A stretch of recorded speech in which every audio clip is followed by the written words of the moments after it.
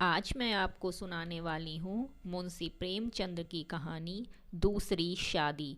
मगर उसके पहले अगर आपने हमारे चैनल को सब्सक्राइब ना किया हो तो सब्सक्राइब कर लीजिए, साथ ही बेल आइकन को प्रेस कर दीजिए ताकि आने वाली वीडियो की नोटिफिकेशंस आपको मिलती रहे। जब मैं अपने 4 साल के लड़के राम स्वरूप को गौर से देखता हूँ तो ऐसा मालूम होता है कि उसमें वो भोलापन और आकर्षण नहीं रहा जो कि 2 साल पहले था। वो मुझे अपने सुर्ख और रंजीदा आँखों से घूरता हुआ नज़र आता है। उसकी इस हालत को देखकर मेरा कलेजा कांप उठता है और मुझे वो ये वादा याद आता है जो मैंने 2 साल हुए उसकी माँ के साथ, जबकि वो मृत्युशैया पर थी, किया था। आदमी इतना स्वार्थी और अपनी इंद्रियों का इतना गुलाम है कि अपना फ़र्ज किसी किसी वक्त ही महसूस करता है। उस दिन जबकि डॉक्टर नाउम्मीद हो चुके थे, उसने रोते हुए मुझसे पूछा था, क्या तुम दूसरी शादी कर लोगे? ज़रूर कर लेना। फिर चौंक कर कहा, मेरे राम का क्या बनेगा? उसका ख्याल रखना अगर हो सके। मैंने कहा, हाँ हाँ, मैं वादा करता हूँ कि मैं कभी दूसरी शादी ना करूँगा, और राम स्वरूप तुम उसकी फ़िक्र ना करो। क्या तुम अच्छी ना होगी? उसने मेरी तरफ हाथ फेंक दिया, जैसे कहा, लो अलविदा। 2 मिनट बाद दुनिया मेरी आंखों में अंधेरी हो गई। रामस्वरूप बेमाँ का हो गया। 2-3 दिन उसको कलेजे से चिपटाए रखा।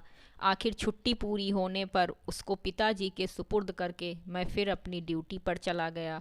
2-3 महीने दिल बहुत उदास रहा नौकरी की, क्योंकि उसके सिवाय चारा न था। दिल में कई मंसूबे बांधता रहा।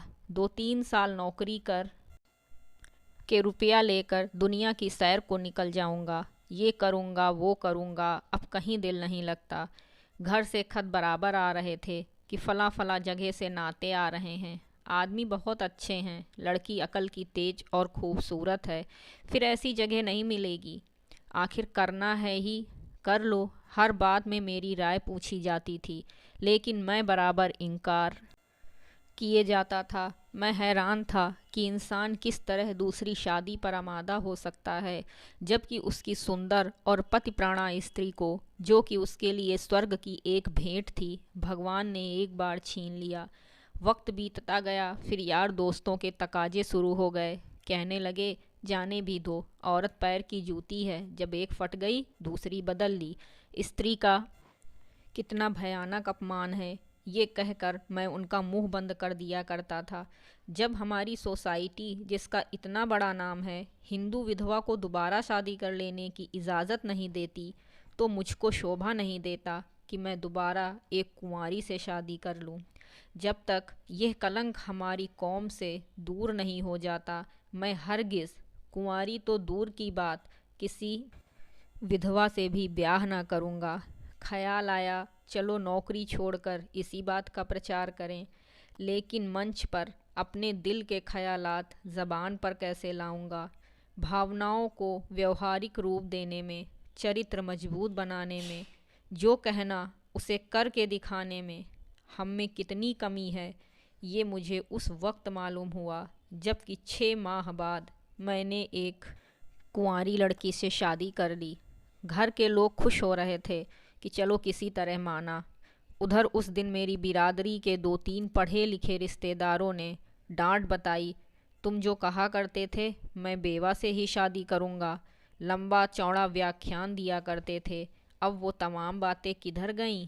तुमने तो एक उदाहरण भी न रखा जिस पर हम चल सकते।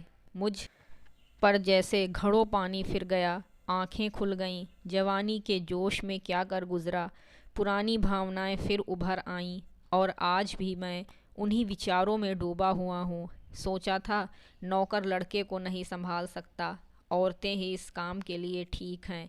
ब्याह कर लेने पर जब औरत घर में आएगी तो राम स्वरूप को अपने पास बाहर रख सकूँगा और उसका खासा ख्याल रखूँगा। लेकिन वो सब कुछ गलत अक्षर की तरह मिट गया। राम स्वरूप को आज फिर वापस गांव पिताजी के पास भेजने पर मजबूर हैं। क्यों? ये किसी से छिपा नहीं। औरत का अपने सौतेले बेटे से प्यार करना एक असंभव बात है। ब्याह के मौके पर सुना था लड़की बड़ी नेक है, स्वजनों का खास ख्याल रखेगी और अपने बेटे की तरह समझेगी, लेकिन सब झूठ। औरत चाहे कितनी नेक दिल हो, वो कभी अपने सौतेले बच्चे से प्यार नहीं कर सकती। और ये हार्दिक दुख वो वादा तोड़ने की सज़ा है जो कि मैंने एक नेक बीवी से उसके आखिरी वक्त में किया था। धन्यवाद।